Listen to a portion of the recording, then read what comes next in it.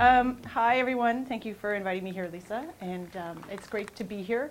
I am talking about Don't Muzzle Your Science is kind of the name we've given to this talk. I wanted to start by introducing myself and who the heck I am. So I spent 16 years in newsrooms, digital newsrooms. I started at cbc.ca. I was the first hire at globeandmail.com. Then moved to Ottawa Citizen and moved their news organization from a bit of a parking lot for news stories into more dynamic, organic news organization. So I love digital news. I've set up social media policies at the various newsrooms. I left journalism in 2014, or rather was booted from journalism, but that's okay because I still get to tell stories. I have worked in communications at United Way, telling stories of the charity there. I've worked also at Smart Prosperity, which is a green economy think tank at U of Ottawa. So working with economists, trying to tell their story. And economists get a bad rap. And I don't know if you hang out with any, but they're actually a lot of fun. But they sometimes don't know how to talk about what it is they're researching or the science of the economy. And now I'm at Canada 2020, which is a progressive policy think tank. And we are in, it's kind of a wider net, looking at different areas of policy. We have definitely latched on to the innovation agenda that the government's speaking about. Next week, we actually have a health innovation conference. We had our annual conference last month. And it's been interesting what you're saying, Lisa, about influencing policy, because that's something that I'm deeply interested in. We had a huge innovation report, 170 pages, that landed with a thud on my desk in the fall, and I thought, how do I get the MPs to read this? It's written by Mike Moffat, who's the director of the Lawrence Center at the Ivey Business School of Western, so a very smart academic guy.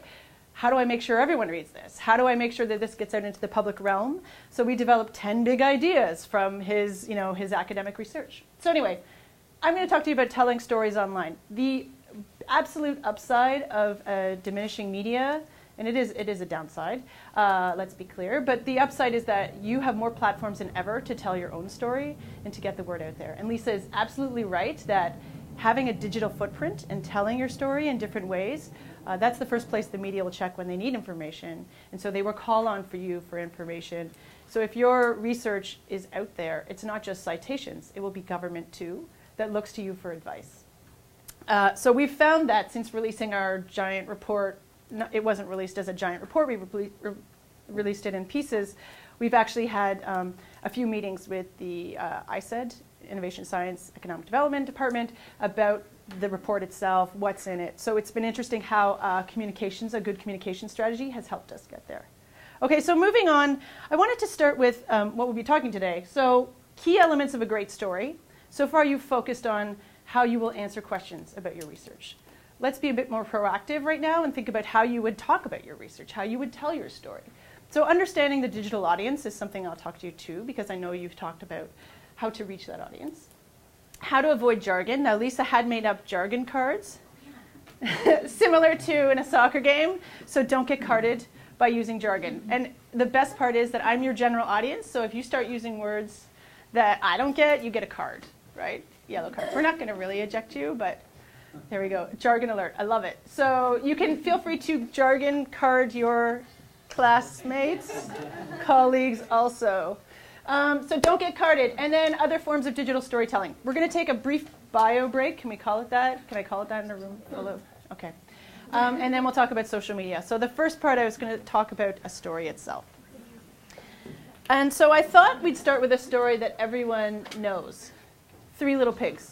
Can I make that generalization that everyone in this room? So I started a presentation at United Way once, and I said that. And there was a refugee from Syria, and he's like, I don't know the story of the Three Little Pigs. So I have learned to stop making that assumption.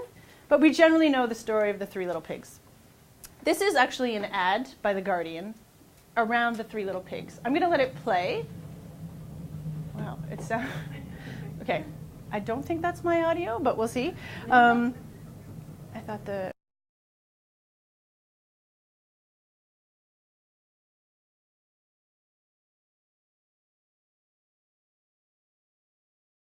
Okay, so a little bit of clever messaging there to get us all awake. First off, this is a multi-million-dollar ad campaign that The Guardian ran, and it won a Cannes Award for advertising at the Cannes Film Festival. So let's just right off the top agree that this is amazing. However, there are some really strong storytelling elements that I think we can use when we tell your story or when you tell your story. So it helps us break down what it is about a story that we like. And I know this is a video and you might be writing with words, but those elements are the same. And if you think about your favorite films, your favorite books, Fine Balance by Rohinton Mystery is mine, then you think about what it is within those books and within those films that you like, and these are all represented in our little Three Little Pigs movie. So let's go through them. Let's break it down. See, this is where Google gets a little cranky. So the hook. You talked a bit about the hook this morning. For me, this is the wrong image. The hook was actually the boiling kettle. They had me. Did someone else find a different hook? Or were you in at the kettle? What's that?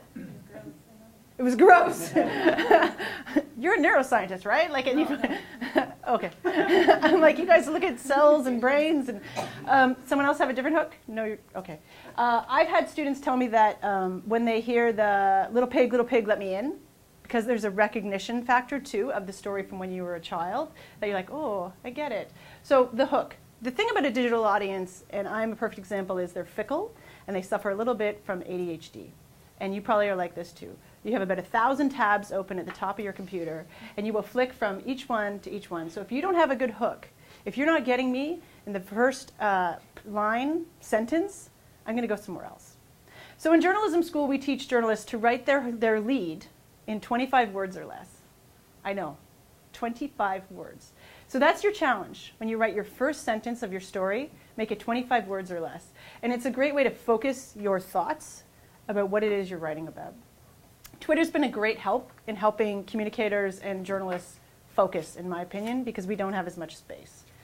So, oh, did I get a jargon card there, Lisa? No, okay. I was nervous that I'm waiting for the journalistic jargon. The journalistic jargon to come out. Okay, second element of a great story, and for me this is why you will end up in tears watching some things or reading a book that you never want it to end.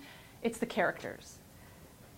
Like if you think about the different characters in this little show we just saw, who was it that grabbed you the most? The pigs. You felt sorry for the pigs? But then at a point, did you have a twist where you're like, oh, I don't know. Yeah, and the wolf, like he has asthma, so like they're developing these characters as the story goes around, and you're like, oh. And even the characters of the audience, right? So you have the whole social side of it where the audience is like, well, I can't pay my mortgage too, and I don't blame them at all. And so think about the characters and how you might tell your story. So I get it. You're doing a story on, I'm going to pick on Sam. So you're the brain. How do you put a character into that, right? Are you the character? Is there a mom who, and if you look at, Brian Goldman does this all the time. He has a formula, right? He'll start with, this is Susie. Susie has epilepsy. Don't worry about Susie because here's new research Sam has done on cells that's going to help her. And then back to Susie, right? So there's an actual formula that they have to get the audience to relate to what Brian Goldman's talking about. So think about the characters. Who is it that your story will impact, and who do you want to bring into it? And maybe your story is another researcher.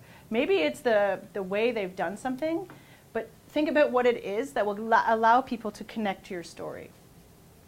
So at United Way, I keep hearing that rolling. At United Way, we had the trouble of telling the story of homeless youth and getting people to sympathize with homeless youth. So I know Ottawa's a much smaller town than Toronto. We've got just under shy of 1 million folks. 1,800 kids are homeless in Ottawa, which if you go to Ottawa, it seems like a very wealthy city. It's beautiful because it's got 3 levels of tax dollars coming into it to make sure the tulips come up every spring and the grass is always cut perfectly. 1,800 kids is hard to kind of fathom.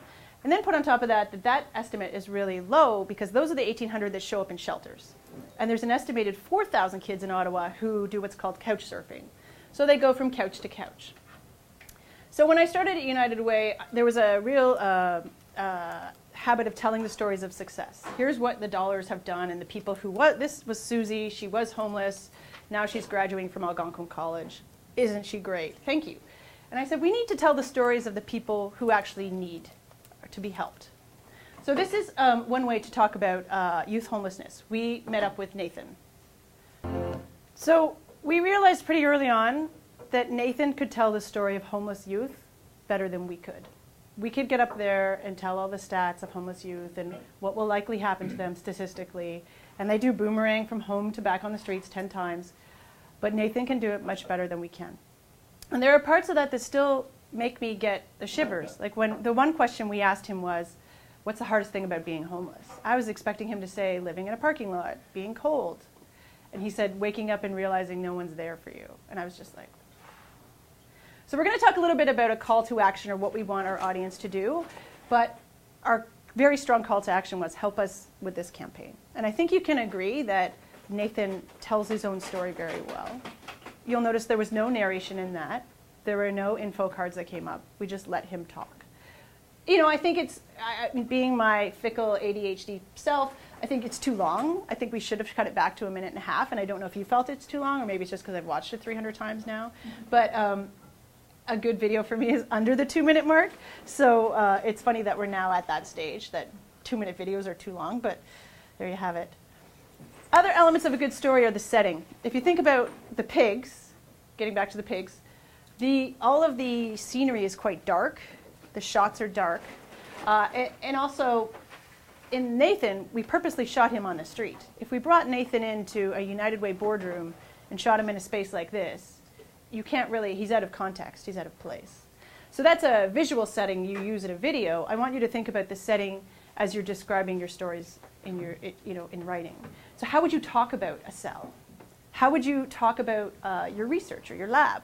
Think about the setting that can help people, can take people to your place, to the place that you are. Details are great. And think about the details. For me, one of the images I loved in the pigs was that the claws along the wall. Like you can just imagine this wolf being dragged to his death in the cauldron. And there were lots of other details that, like the wake up, I saw a few of you chuckling with this wake up and smell the bacon sign in the protest. Like there were small little details, like little gifts that kind of keep your interest. For the Nathan story, we noticed his shoe, and we said, "Is your shoe?" And then we ended up filming. He showed us his shoe and how the water was running out of it. Like little tiny details like that can tell a great deal about a story. When I worked at the Globe, I had the pleasure of working with Peter Cheney, who I think is just about to retire or take a buyout. But he told the story of Toronto tow truck drivers, and it was right around, and they still do it, I'm sure, sit along the 404 or the DVP and wait for accidents to happen. And we were thinking about this in a newsroom, and what kind of person wants to be almost like an automotive vulture, waiting for a catastrophe to happen so they can just swoop in and, make a living. So Peter decided to do a ride-along. So he did a full day hanging out with a tow truck driver, and he told the story of how at the end of the day the tow truck driver would go home to his apartment and make up some Kraft dinner and sit in his kitchen by himself at his table, and around him on the wall were framed WWF wrestlers. Now that was about 12 years ago, and I still remember that so vividly, because you can imagine now the life of the tow truck driver, right? He's all in his cell, like you're kind of smiling and nodding, like you can imagine he had Randy Savage and Hulk Hogan, like this was a while ago, so the old guys, not the ones my kids watch, but John Cena, but that kind of level of detail is amazing at bringing someone into your research. And think about that. Think about how do I get people to understand scope and size of things too. Inside information. Let's be honest, you guys know something that no one else does. So remember, that's your jewel. That's what it is you're trying to share. So, and think about the things that you know. Don't assume that your audience understands this and knows this as well. So your inside information may be so, you may think, oh, well, everyone understands the notch molecule. There's no reason to go on about the notch molecule. Don't. Like, there's a reason people are coming to you for information, and you have to remember that so much is, that is so, if you're writing to a general audience, you need to remember that you have to do a little bit of education as well. So here's one that, chemistry course trailer. This is from Carleton.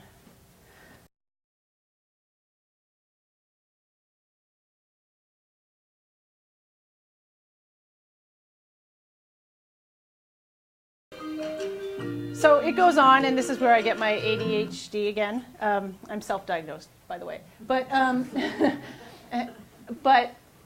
starts with a very simple question, right? What is the world without chemistry? And you have an amazing character who is, he talks about eyebrows raising up, but it's so simple. And you've all had props like that, right? And I'm sure in the early days of your undergrad, this is why you became who you are and why your passion is what it is. And it's because of someone like him. So think about your passion, and it's contagious. And you saw that on the camera. You saw when you got more engaged. You saw that you got interested in it too. So when you're telling your story, be passionate about your story. And don't be afraid to, you won't believe what happened next. I mean, one thing I always say to people is when they get nervous about writing, especially, we are all natural storytellers. At the end of the day or the end of the week, we can get on the phone with someone and say, you won't believe it. Let me tell you what happened. This is something that we do as humans. So don't let a blinking cursor get you nervous. Think about how you would tell your story to someone who is, you meet on the subway and they say, or you go to a Christmas party or a cocktail party, or I don't know, people still go to the government? You go there and they say, I know I'm dating myself. There are places I used to go to that don't exist anymore. But they say, what do you do? What an opportunity to practice saying what it is you do and help them, see what it is that gets them interested as well. Oh, is it going to play again? No. Here we go. So have a surprise, right? I love the music in that last video. I love the engagement and the way that they visualize things. I mean, and maybe all of those things that they were showing. I didn't, but I found them beautiful. And how do you connect a cell to the galaxy? They were able to mix all these images together. So good elements of surprise. Sick Kids is always a great go-to. They do things so well in communications and marketing. Anyone here from Sick Kids? Okay, so yeah, they do it well. So we're gonna love Sick Kids, and we're gonna actually dissect Sick Kids a bit. So please don't take it back to the marketing department. So in 2014, Sick Kids ran this campaign, and it was 30 days of storytelling. One thing I know about working in the charitable sector is the end of the year is huge, November, December. Does anyone know why? For appealing taxes. So there is a tax deadline, December 31st. If you give a certain amount, that is on your current tax. I kid you not. It's the biggest reason why people give to political and charitable causes in November, December. So you see a lot of charities right now, and for the month of December. And it's also a holiday. People are in this giving mood. It marriages well. So Sick Kids in November of 2014 ran this a commercial a day, 30-second spot every day. And they focused on different patients. You can look them up online. Different patients and surgeons and everyone who worked in the hospital, everyone who had a role, and it was all the same music. So this is a 30-second spot, one of them that ran, and I think it was, it's day one. There you go.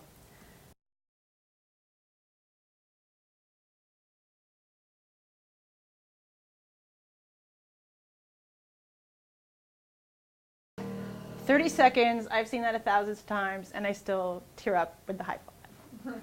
That is why you're doing what you're doing, right? I'm still choking up. It's pathetic. You can tell the Sick Kids people that. So every single campaign, one was a surgeon, a neonatal surgeon, sitting in his surgery, in the operating room, on a table, and he was just talking about how awful it is to lose a child for 30 seconds. And they all had that Coldplay, because Coldplay gets you too, right? And so if you think about all the details they've woven into that story, they've woven nice audio, they've woven the details, they've got characters. For 30 seconds you feel connected to this young girl. And so it's a beautiful, go online and watch all 30, and I challenge you not to give at least $20 to Sick Kids at the end of it. They've done a beautiful job. So I love that campaign. Then there's this one. Has everyone seen this one, or do I need to show it? Show it? Okay, so this is this year's Sick Kids campaign. I'm on Sick Kids turf right now too, right? Yes. So I've gone into the lion's den. Okay. Oh, and it's not going to play it. Oh, there it is. Okay. Bigger budget, maybe? Same budget. Same budget, not spread out over 30 days, right? So thoughts? Now you're getting your own focus group. How do you like that? It's not me. I work for the hospital. So there you go. So she has nothing to do with the fundraising side of things. Yeah. I see why you like the other one, but I think now they've changed their demography, so different people will... They're going after a different audience, a different demographic?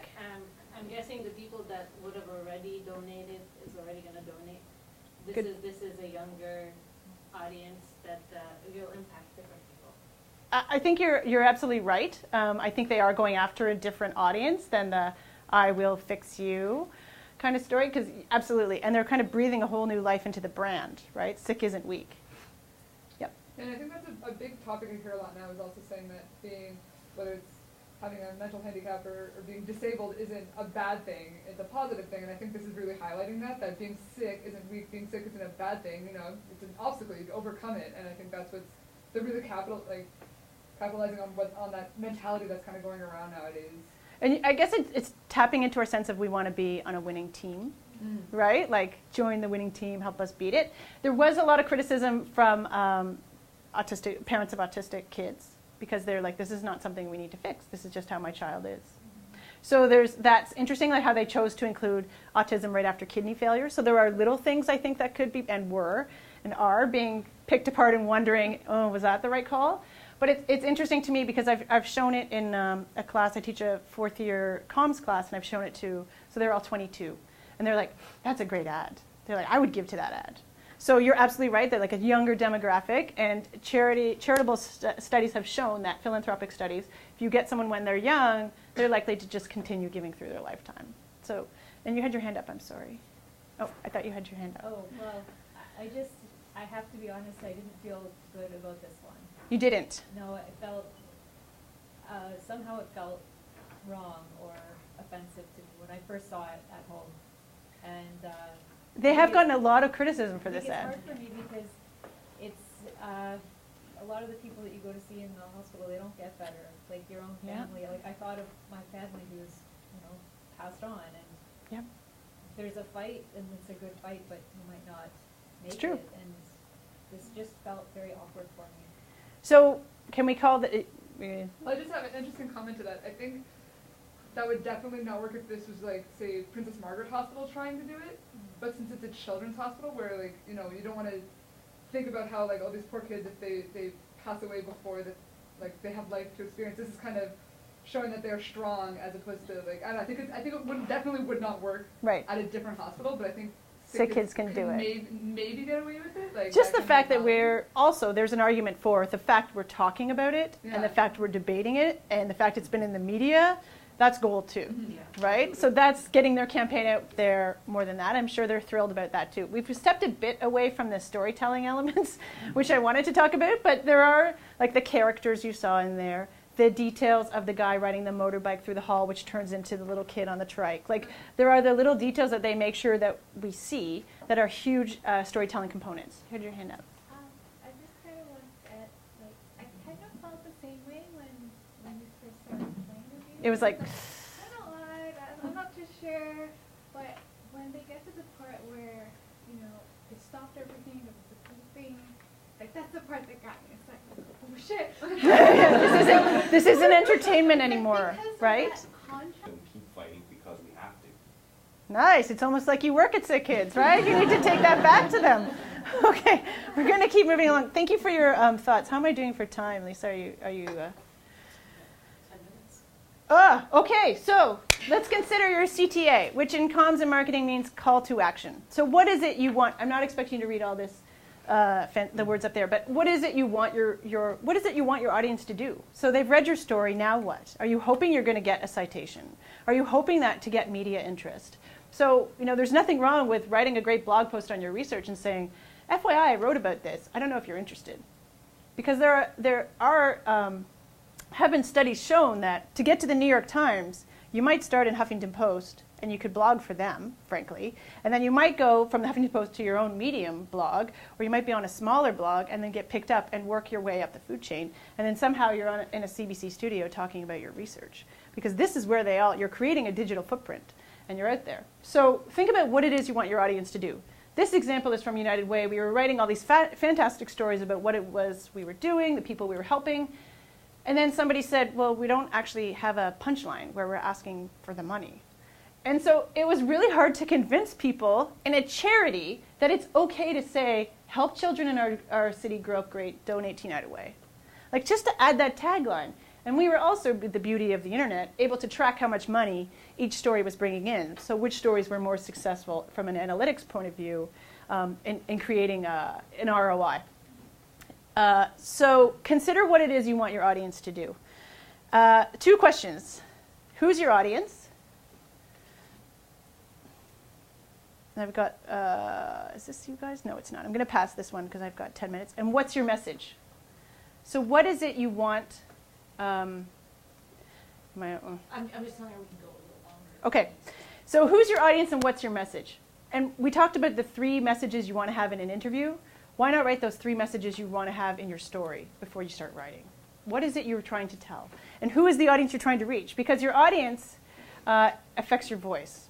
So I've got this one. Okay, so bear with me. I'm in this one. And it's a United Way ad or video that we wanted to thank our donors during the Christmas campaign and show them that their money actually would have an impact. So I'll just let it run. So the message was, "This is wholesome." The first message was, "This is wholesome." They got attacked. They had a panicky CEO who wanted to pull that commercial off the air. And then they had a VP of marketing who said, "This is gold," because look at all the people who are actually talking about it in a positive way. They made a second ad which stayed with that, "This is wholesome." Even the music is wholesome. Everything about that ad is wholesome. So it's so on message. It's perfect. So I want you to think about your audience. So think about their demographic profile. Who is it you're writing for? What are their most pressing issues? Where do they get their information? And we do think about things like, do they read the Globe? Are they CBC listeners? Are they, where do they get their information? How does your service, product / research help them? So that, again, connecting it to cancer, connecting it to a disease that they are familiar with. What does this mean to me?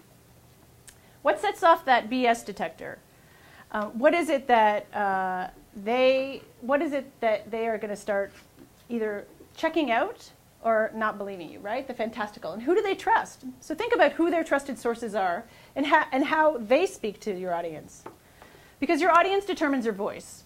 I'm not sure how many of you are writing to this woman, but you would definitely write a story for her much differently than you would to the guy who looks like Carrie from The Good Wife, right? You would definitely write differently for those two. Avoid your jargon. We haven't had any jargon cards so far. This is from the first sentence is from a police press release. The suspects made good their escape. I think what they meant to just say is that they got away. This one is actually, it was on the journalism and communications hallway at Carleton University. And I don't know who wrote it, but obviously not someone in the School of Journalism and Communications, because it was an opening and the sound was traveling through the hallway opening. So this was the sign: "The architect will be implementing a door solution." And you've all been in universities, right? This is university speak for "we're putting in doors." Right? So think about how simply you can say something so that you connect. I'm going to get you, we won't do this today, but I would like to challenge you to write a 25 words or less sentence. Maybe we do it in a bio break? Yeah. About your research. I'll talk briefly about search engines and how they work. I'm kind of racing through. Okay. This is a photo from Minority Report. You know that movie where the little spiders go out and crawl around? Open your eyes and check for, I always liken Google to the spiders that crawl all over the internet because they're looking for information. So when you understand how SEO, or search engine optimization, works, so I get a jargon card. When you understand that, you can understand how search engines like Google, and I'm going to just use Google, although we know there's Bing, Alta Vista, I don't know what else, out there. When you understand that, you can hopefully pick up there. So think about how people search. They search proper names in full, event dates and names, disasters, products. The words review are gold mine. Often if you wanted a new iPhone or Samsung Galaxy 7, you would Google, is that the one that explodes? You would Google review before buying it. So think about how you use Google, because Google is your new trusted source. And this is something that news outlets are finding more and more. People don't go to NewYorkTimes.com anymore first. They don't go to GlobeandMail.com anymore first. They hear about someone crossing the floor in Alberta and she's wearing orange shoes. I went to Google. Who was that? Who did that? Right? And that is how, this is your new trusted source. So you want to make sure that you're in that trusted source. BuzzFeed and Google together can make the perfect web headline. I always say this because you want Google to find it, but you want people to read it. Right? So if you think about that interesting lead, you also need an interesting headline. So it has to be some sort of nice mix between the two. And I always use this one. 28 shocking pictures that prove the Illuminati is all around us. 4.4 million views. Like, that's astounding to me that people are looking at the 28 shocking pictures. it's the downfall of the internet. When you're writing, Game of Thrones reference, avoid the giant wall of text, right? It is not, and I tell my comm students this because they have all these academic papers they want to hand in. This is not what you are writing. You are not writing the gray wall. And when we put out a newspaper, we would call it a gray page if it was all text. So avoid that. Use subheads. Use photos. And an interesting Poynter Institute in Florida did something called the eye tracker and had people wear these funky glasses to look at how they read an internet page. And this F pattern emerged. This is the best example of it. So people tend to read across the top. This is a search engine page, so it's a little bit different. Then they look at images. They look at call-out boxes. And if you think about how you read, it's likely not how you read a book. Your eyes are kind of all over the place in a bit of an F pattern. And you notice by the time they get down here, they're pretty much gone. Search engine pages are really interesting to me because they look at the top. The ad even gets more than this guy. So you really want to end up on that first page. I said this to a class once, and the student said, wait a second, there's more than one page? Pretty shocking, right? So a lot of people don't even realize they are dealing with more than one page.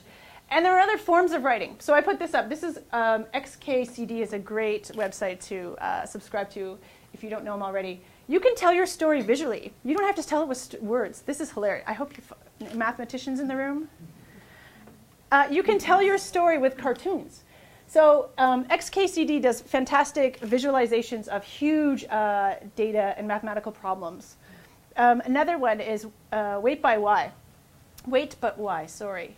And I'm going to open a tab here on you, Lisa. He did this data visualization of putting time in perspective. I can subscribe you to his mailing list too if you'd like. Awesome. I'm just waiting for, and so I'm learning how to use your very sensitive computer. So he's got he's in his 30s. So he's showing what the last 24 hours look like, what the last week, compared to the last year, compared to the 21st century, an American 30-year-old's life so far, a long human life, so 90 years, and all the different things. Just a fantastic way to visualize the concept of time. Post-American Civil War, U.S. history, and then he's like, one thing that surprises me is how much closer a current 90-year-old's birth is to Lincoln's assassination than it is to the current day. Things like that I'm like, that's a really interesting way to tell that story of the concept of time. And then Common Era, recorded history, modern humans, yeah, he's fabulous. This is the Wait by What. The age of the sun and the earth, age of the universe. But look at his voice. So it turns out, right, his voice is very accessible. So it turns out that our solar system just showed up in the 7th inning. Think about the words and the way he's using this. He's got a lot of humor. He'll drop the odd F-bomb too, which I always love, but he's a good example of a different way to tell a story. Oh, yeah, see, no one likes pop-ups. Even his pop-ups are engaging. So I also want to show you the impact of video. So this is, full disclosure, my husband's cousin's son, who is a U-Ottawa student in, I think, chemistry. This was an assignment they had to do on how people should, and I'm not going to play it all because it's 4 minutes, and you know me and my 2-minute rule, but how people can understand or learn the oh my God, this is so bad. Thank you, periodic table. I'm like, why am I drawing a blank here? What?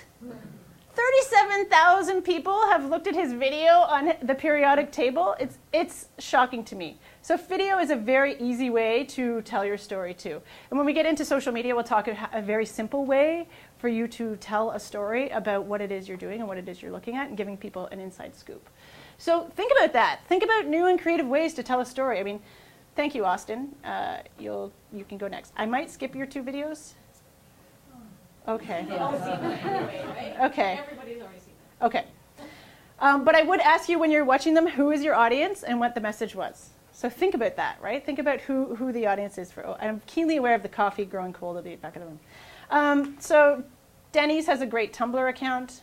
We'll skip that because that's not technically you. But think about reaching that audience. So Denny's has identified that their target audience is young university students post going out. So they've created a hilarious Tumblr account with tons of GIFs. I know you're laughing, but I do teach fourth-year students, and they tell me, and I do remember from my days, that after the bar, you would go and have pancakes at 2 a.m. Whole Foods actually does a blog, a lifestyle blog, where it's called The Whole Story, and they talk about their recipes. So come to Whole Foods, buy our food, and here's how you want to live, basically. So they're creating all their own content and stories. They've got videos, creating a brand for themselves. Oh, we're back at Denny's. Podcasting 101. How am I doing for time? I'm way over, aren't I? We started podcasting at Canada 2020, and we wanted to talk about progressive policy in a fun way.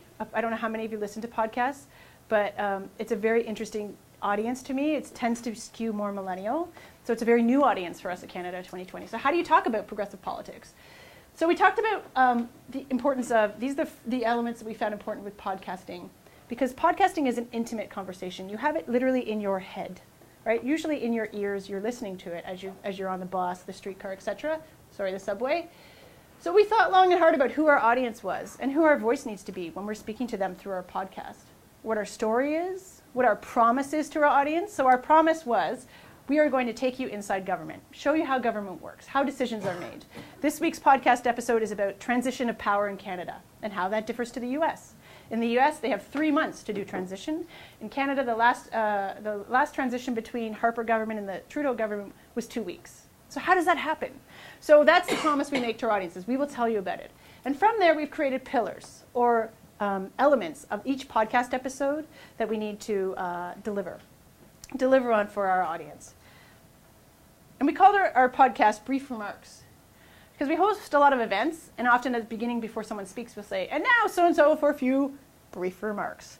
So it's kind of got that fun, cheeky little thing, and I know that I am so out of time. I want to do the intro, if I can. Can I do the intro? Hey, did you see the strategist went off the air? See our competition, they got wind. They got winds that there was a new podcast in the game. Better to jump before they get crushed. So, kind of a fun tone with a professor of public policy at Carleton University and a pundit, progressive politics pundit. So we have them doing our podcast for us. You're going to ask me how to make your story go viral, and if I knew that, I would have a few small islands in the Caribbean. I don't quite know, but I know nobody really does. But if you peg it to something that's going on in the news, something that people can understand or connect with, it will go viral. The story of Austin wrapping the periodic table ended up on the CBC Ottawa News. So I'm sure that helped to the 37,000 views he got, but how did they even hear about it in the first place? This kid rapping about the periodic table. So now you're all going to spend the bio break doing a rap. Okay, so. Yeah. Love it, right? Love it. Very social, everything. Instagram my breakfast, my lattes. So the internet's all about cats. So when I found this, I just had to steal it because it's social meowed explained. So in Facebook, you would say, I like my cat. On Twitter, you would say, I'm playing with my cat. On YouTube, you'd say, watch this video of my cat. LinkedIn, I'm very skilled at training cats. Instagram, there's a hipster picture of my cat. Pinterest, here's how to train your cat to dance. Yelp, I freaking hate this cat food. Google, I work for Google and I have a cat. So like, it's funny that Lisa was saying Google Plus is actually negative. I think it's because only people who work at Google are on Google Plus. Spotify, I am listening to the song Soft Kitty. And then Foursquare, which is kind of gone. This is why this is a bit old. This is where I got my cat hoodie. It's funny, like I used to be the mayor of everything in Foursquare. Like I love that. I love that app. And then I went down to Boston, but nobody was on it. Like that's why I was always the mayor. So on Foursquare, if you check into a place more than anyone else, you become the mayor. It does not entitle you to any special privileges. However, some marketing people tried to tie in promos, etc. But when I went to watch a Red Sox game at Fenway Park, and I like, congratulations, you've won the badge that more than 10,000 people have checked in on Foursquare at the same time. And I was like, wow. So Foursquare took off in the US. It's pretty much, it never really did here in Canada, which is interesting too. I'm going to talk about Facebook first because Canada loves Facebook. It's huge, right? I mean, even my mother's on Facebook. No, it's a nice throwaway line to say Canada loves Facebook, but in fact, Canadians use Facebook are more active on Facebook per capita than any other country in the world. So we actually do love Facebook. There are 1.8 billion monthly users on Facebook. So it's so much it almost crowds into the logo. 19 million Canadians are on Facebook more than once a month. 75% of those people are checking every day. Lisa is right now. 24% of those people, this is the sad stat, check it while driving. Like, eesh. The average time spent on Facebook is 20 plus minutes. Does anyone find this shocking? Does anyone spend less than 20 minutes on Facebook, really? I get paid to be on Facebook. I don't know what your excuse is. But so Facebook is a huge channel you can tap for your audience and find it. And I have some examples of places on Facebook. So Oreo, for example, places you wouldn't expect are using Facebook. Companies are using Facebook in ways you wouldn't expect. Oreo during Pride Week in San Francisco created the gay cookie. And they put out the rainbow cookie. People loved it, millions of shares. People were asking Oreo, where do I buy this cookie? I need this cookie, I want this cookie. And Oreo had to come out and say, actually, we don't make this cookie. And this is an ad. So what they did was they actually came out with a recipe where you can make your own Oreo. And it's basically, and I know as scientists you're all going to be like, pff, but it's basically taking out the filling of a cookie and mixing it with food coloring and then putting it back in.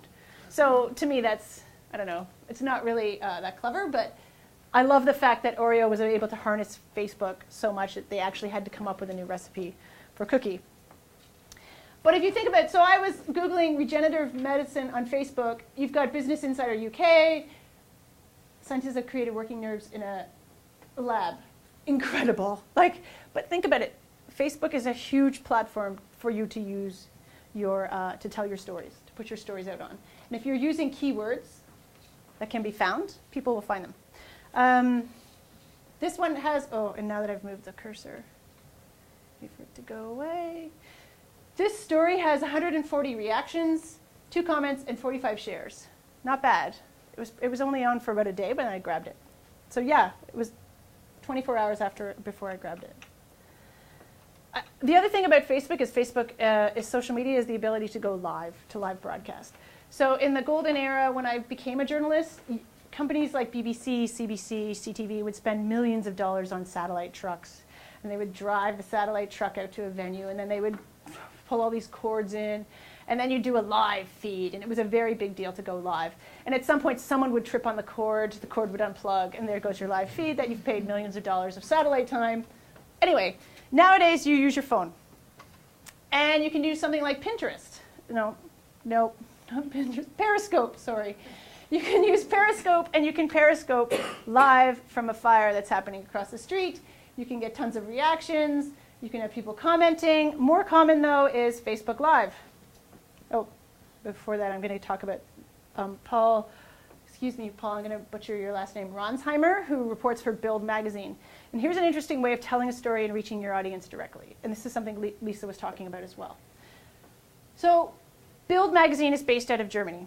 Germany is getting hundreds of thousands of Syrian refugees who are literally walking to their front door. So there's a huge feeling among many Germans that the country has no plan. Who are these people anyway? A lot of concern about who the Syrian refugees are. So Paul decided to walk with the Syrian refugees from where they landed in, my geography is really bad, Greece, over to Germany. Does this sound right? Okay, thank you. And so he followed them. He would do a periscope as they walked. The one thing that kills me about this, when I tell my comm students about this, they go, wow, how did he get cell connection all the way across Europe? And this speaks to, I think, Canada's lack of infrastructure rather than Europe's bonus infrastructure. So, he made it to Hungary. We'll periscope soon from Budapest. So he was able to document the journey. He was also able to answer questions from the audience directly. So why do they have smartphones if they're refugees? Was one of the comments he kept hearing. So he actually asked them, why do you have a smartphone? And someone might say, well, I'm actually a professional back in Syria. Or, this is the only connection we have to the rest of our family. This is how we use maps. This is how we know where we're going. This is how we store information. So by doing that, in so doing, the reporter was able to directly address the question. So keep that in mind. Think about the live events you might hold around your research. And you might not just be talking to a journalist. You could actually talk to people who are fascinated by your research, other researchers. There's just an endless way of having a conversation. So, live events. You can show and tell. You can teach. You can answer questions. You're connecting. You can survey. Should we do this or should we do this? You can test a message or test a storyline or test a thought. See how things are going. Live events are really interesting to me, and Facebook live events are super simple to do. I don't know if you've done a Facebook live event. I see some noddings of the head. Justin Trudeau was the first Canadian politician to use Facebook live events in a huge way. He actually unveiled his Liberal platform on Facebook Live. And we're not going to watch all of it because it's 49 minutes. But if you look, he got 114,000 views on Facebook. So it starts out with him in this back room, and we're going to play the beginning. And then he goes out to the stage, and they have the bank of media cameras who will grab what everybody sees on the nightly news. But I put it to you that those 114,000 people may not watch the evening news. So this is a whole new audience he's able to grab. So I just want to show you how he starts. C'est une grosse journée. J'ai bien hâte de prendre des questions. Si vous mettez vos questions sur Facebook, je vais pouvoir les répondre dans la prochaine heure. Venez-vous-en avec nous. How awesome is this? Behind the scenes, hanging out with Justin Trudeau. It's kind of cool. Did you know he did this?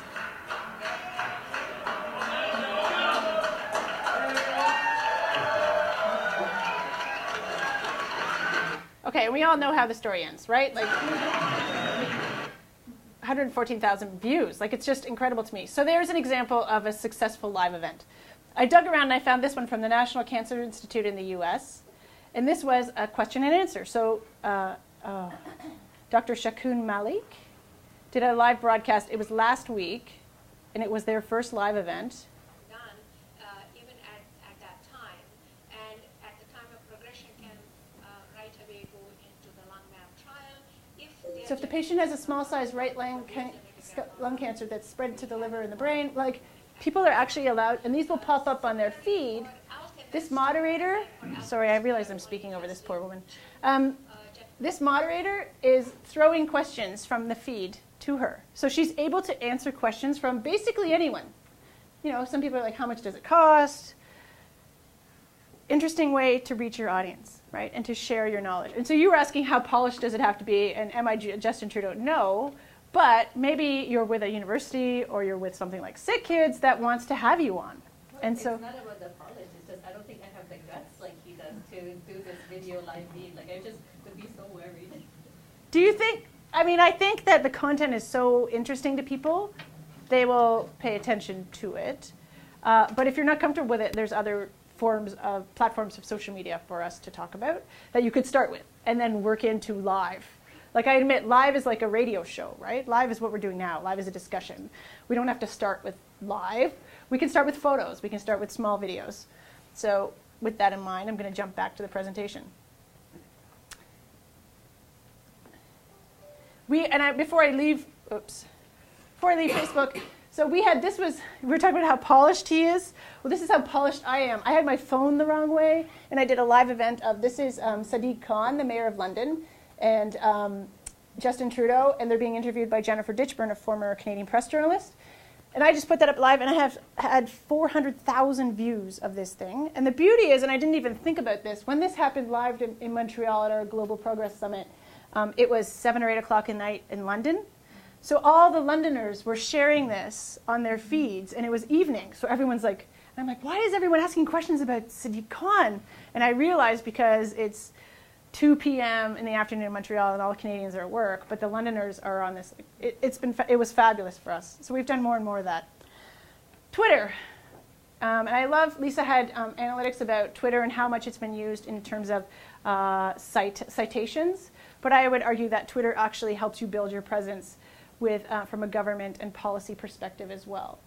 So Twitter, 1.3 billion registered users. However, this is the thing. I start to get suspicious about Twitter because but 550 million people are actually tweeting every day. So there's a lot of quiet accounts or lurking accounts that aren't doing anything. People are mostly using it for news. Best time to post is all day, Monday to Thursday. There's a lot of rumors that Twitter usage is actually peaked, and it's on the way down. Of course, Twitter, is that you?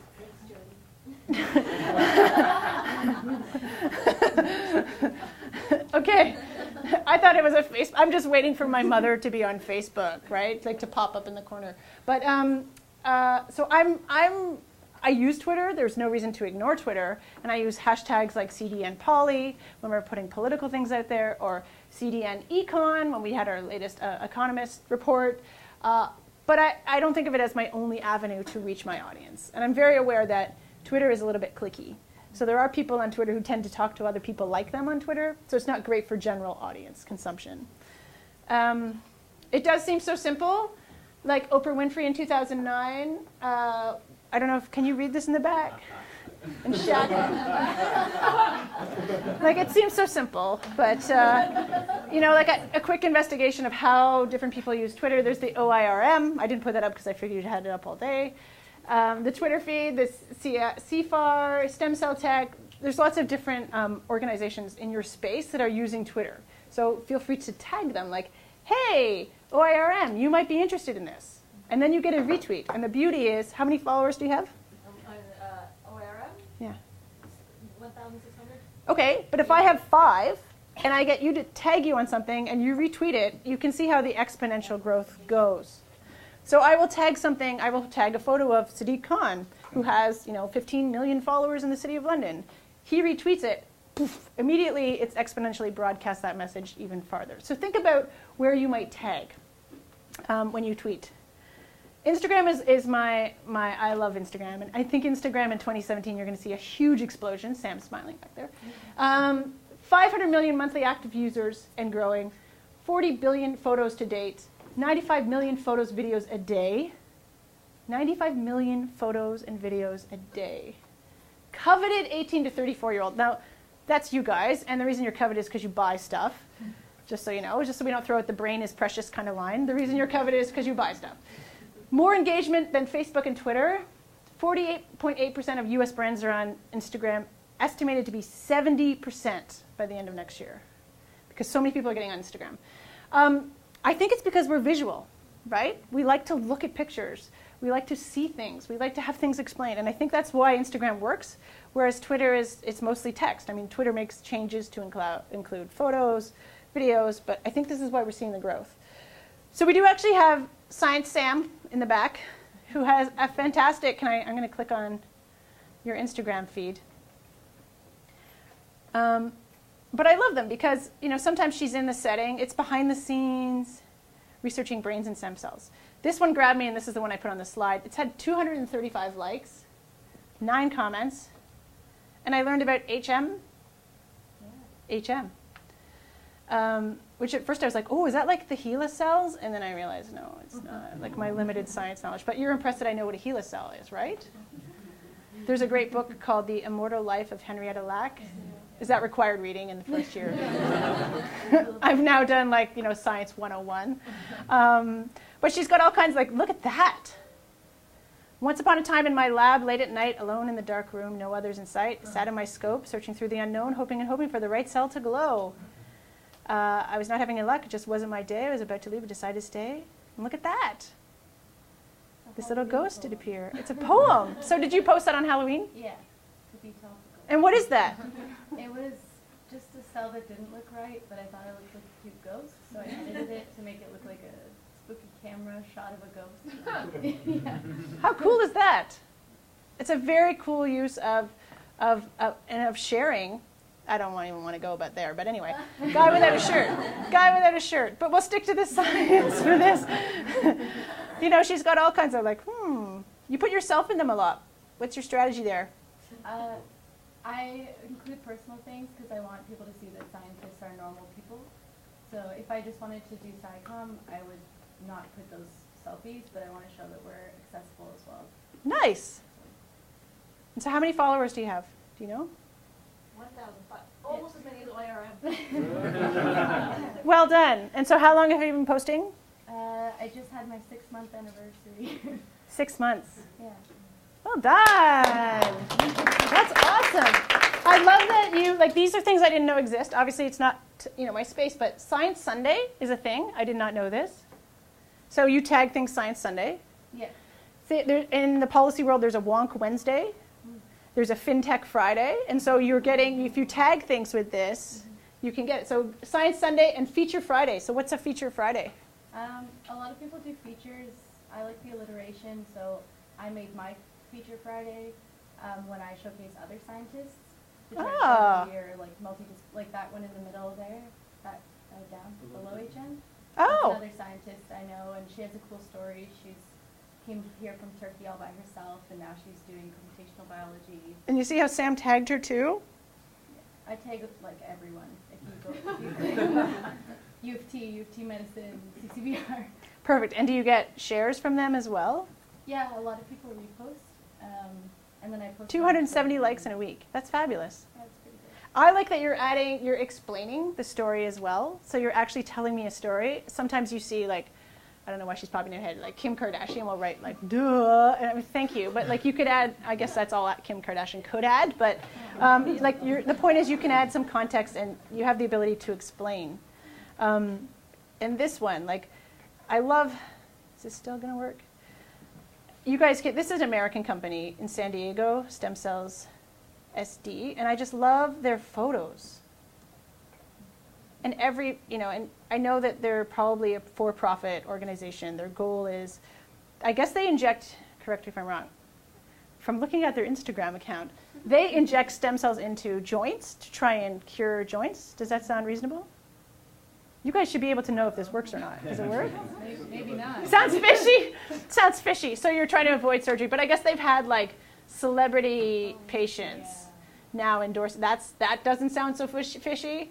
No, okay. It sounds worse. It sounds worse. Okay. But if we can get back to why I love that. Like I love the art. Look at all their tags. Right? Fun fact, if you uncoiled the DNA in all your cells in your body, it would stretch 10 billion miles from here to Pluto and back. Is that true? That's fabulous. Like that's a great little fact to put with like I love the context that they have there too. But so far Sam is winning the Instagram war. We're not going to give it to the for-profit San Diego company just yet. You can post little videos, explainer videos on Instagram. This is one from Science Views. So Science Views is an Instagram account. Do you know this one, Sam? That will repost others' videos too. So look at that. How simple and awesome is that? These are the different, can you see that? Or need to? Instagram's trying to get me to log in too. Like everybody's wanting me to log in to Lisa's computer. It's a little loop. It's a 10-second little loop, but instantly I understand. And the comments, I mean, some of them are good. Some of them are, oh, I need more serotonin. But it's a general audience. It's a way to get the general audience. This is a physics guy. I kind of love, physics is fascinating to watch. So physics fun. Dynamic trap levitation. And then he's got an explanation of what it is. I'm not going to read it to you because you can read, but let's just watch the fun video. Can you see the fun video? Nope. Look at that. And then he has ones where he mixes hydrogen peroxide and sugar and all those kind of crazy fun physics things. Look at that. Physics fun. A battery that he wired up. Oh, it's going, I got the wrong link in there. So it's just an example of how you can make science accessible simply. So is Instagram for you? It's an opportunity to show and tell. I think I would argue strongly, Sam as an example, it absolutely is. You can humanize your research, which is what she's doing, foster connections with her audience, and build it. So in 6 months, she's got 1,500 followers. She has more than OIRM. Which tells me two things. Way to go, Sam. It also tells me Lisa needs to take more photos and share more photos. Oh, we don't have Instagram. Yeah. Oh, well, there you go. So, but imagine if you did a Feature Friday and you chose a different researcher every Friday. It's Feature Friday? Like Spotlight of the Week. Like the fun you could have with Science Sunday. Just think about it. So I strongly urge you, if you're nervous about going live, and I get it, you're nervous about going live, why not play with Instagram and take some cool photos of what you're doing? And remember I talked earlier about being passionate about what you're doing. I know that for years you've been looking at the same thing and you understand, like, to you a HeLa cell is not fascinating at all, but for me, learning about, first of all, the HeLa cell book was so fabulously written, but I had no idea that there was this one cell that mutated so well, and that was, like, that itself was fascinating to me. So don't presume that because you know something and you've known it for 5 years, everybody else knows it too, or what it looks like. Like, I can't imagine the amazing pictures you guys are looking at. They are amazing. Just because you're used to them, think about adding a filter and making it a ghost. Right? Okay, LinkedIn. And this is where you talked about, Lisa, the stats aren't out on where citations are for LinkedIn. The fact is, though, that LinkedIn is growing just as high as Instagram. And you can post a blog right to LinkedIn. So think about the key networks you'd like to tag. Maybe, the Sick Kids LinkedIn. And so it's not just a place to find and apply for a job. Reid Hoffman is the fellow who started LinkedIn. He has a $3 billion user goal, and he's trying to do that. They've got a pretty strong business strategy in terms of business model, in terms of how they make money to drive people to LinkedIn. So on LinkedIn, you can have add blog posts, photos, and that kind of thing. We've found a lot of success actually growing in LinkedIn. What I meant to mention about Instagram is it's our fastest growing social media network at Canada 2020 photos. People just want to see behind the scenes. Snapchat. How many of you guys are on Snapchat? Ever thought about using Snapchat for your science? Why not? What's stopping you from using Snapchat for science? So I used to have a line in here. I think I took it out. It's no longer the sexting app because that makes me seem very old. And you already know that. So it's interesting to me. We did a reception. We did a couple of events around the state visit the Prime Minister had in Washington in March. And as soon as we got down there, someone said, "What's your Snapchat account?" And I'm like, "Oh, I don't think we even have a Snapchat account." And I immediately went to, like, why would we? We don't want to share our private parts with anyone, right? And the person I was talking to said, all the politicos in DC are on Snapchat. And I'm learning it's true in Ottawa too. So this is a space that Canada 2020 needs to move into. I need to figure out what our voice is there. So remember that discussion about audience and voice? Okay, so I'm starting to learn that our audience is on Snapchat. What is our voice? And how does it change a little to be on Snapchat without it sounding like an older lady with a couple kids who lives in the suburbs trying to be cool on Snapchat? Yeah. You're going to help me? Fantastic. So I'm afraid of Snapchat, but maybe that's because I'm part of the older generation. And the other thing is, I think what Sam is doing is great, but I can't do what she does. And the other thing, I don't know how much time I have. Like, I already find, like, Twitter and all these other things. Lots of things to do. My 2 kids will just be, yelling at me if they see that I'm finding another thing to Trust me, that happens too. kids. So you're absolutely right. You need to pick and choose. You can't do all of them. So pick and choose where it is you want to play, if you want to play. And that's one of my later slides, so thank you for that. I'm a little nervous about Snapchat too, but I want to show you, this is what World Wildlife Fund Denmark did with Snapchat. So when you think World Wildlife Fund Denmark, do you think Snapchat? Oh yeah. So this is an interesting campaign they ran. We don't need to watch all of it. Last selfie. So it would disappear after 10 seconds, or 6 seconds. Clever, right? So they used the inherent, what the app is good at in telling their story in last selfie. So there is a way of using Snapchat, but you're absolutely right, I hear you, that you can't be on all of them, and we're going to talk about that. Snapchat is also good for showing behind the scenes. So YouTube, when you're thinking about video, now you're like, forget it, I'm swamped. YouTube is a social media as well, but Facebook is kind of nipping at YouTube's heels. So if you were to say, where should I put my video, Facebook or YouTube, you probably get better reach on Facebook. So considerations before you start. Where is your audience and what is your goal? So when you're thinking about, is my audience on Snapchat? Maybe they're not. And that's something I'm trying to deal with too. What resources do I have? Okay, so if I do Snapchat, I might have to let something else go. So maybe you go on Twitter, but you don't go on Instagram. Or maybe you decide to go on Instagram, but you can't do the others. So you need to commit and be there fully and not be there half. You have to be able to listen as well and engage. So it is a definite choice of what is it I can do and what can I not. So think about where you're going to get the biggest bang for your buck. Where are the people you're targeting? Are they playing in Twitter? Are you trying to get the journalists to write about you more? Then go onto Twitter, right? Are you trying to get sick kids to blog about you on LinkedIn? Then that could even be an unofficial conversation you have with them. Like you should, or OIRM, you should feature me on our Feature Friday. Now they're going to get these tons of requests, but so think about that as you think about your storytelling and your social media. Can I sort of say why I think Twitter is good for scientists? Tell me. So my experience in Germany, so I sort of pushed the whole institute to go on Twitter, and that was outside of my comfort zone. So I'm only on Twitter because I tried to convince other people to go on Twitter, and the only way I do it is by showing that way. And I noticed that scientists were willing to go on Twitter because there's no picture. They're able to be silent and watch from the background, and then later start to have a voice. Right. And I don't know if that's really easy with all these other ones. To not inject personality. Yeah.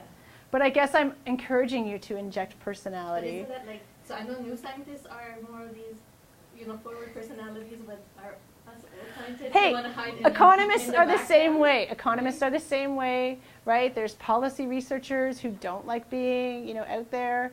But then I put it to you, like for Instagram, for example, I had at the last think tank I was at, I said we should get on Instagram, and they were environmental economists, so they were going down to Argentina and talking about the salmon stocks down there, for example, and I'd be like, we should have a photo of that on Instagram. They'd be like, well, nobody's really on Instagram. I'm like, okay, well, the Secretary to the Treasury Board of Canada has an Instagram account, and she's from Turkey, and it's all food she makes from Turkey. She has the most beautiful Instagram account, and it's all Turkish food. So she's letting us learn a little bit about her. I put it to you that people will connect to your science even more if you tell a little bit of your story too. Like, what is it that makes you passionate about your science? And it's okay to tell that story. True, and Twitter was my baby step. Yeah, so maybe it is. Maybe it's a series of baby steps before we have you going live on Facebook and going, hey, Facebook. Like, maybe it's a series of baby steps, right? Next year. I think the other beauty of Twitter is all the journalists are on Twitter too. And Twitter is used as like a news consumption social media platform. So if you've got something that you've just discovered, Twitter's the place to put it out there. I've also noticed a bit of elitism too when I talk, especially with academics. Like they're like, yeah, Facebook, really? You're going to put me on Facebook? And then they're like, well, so-and-so is the Department of Finance policy director. Do you want that? They've liked it on Facebook. Oh, okay. Like, it's interesting how as soon as they realize their audience is on these social media platforms, they change their tune. That's, I'm looking at the clock. I think I'm doing well because I'm done. I have got my Twitter and Instagram account up there, but and my email as well. I offer those up for you to ask questions.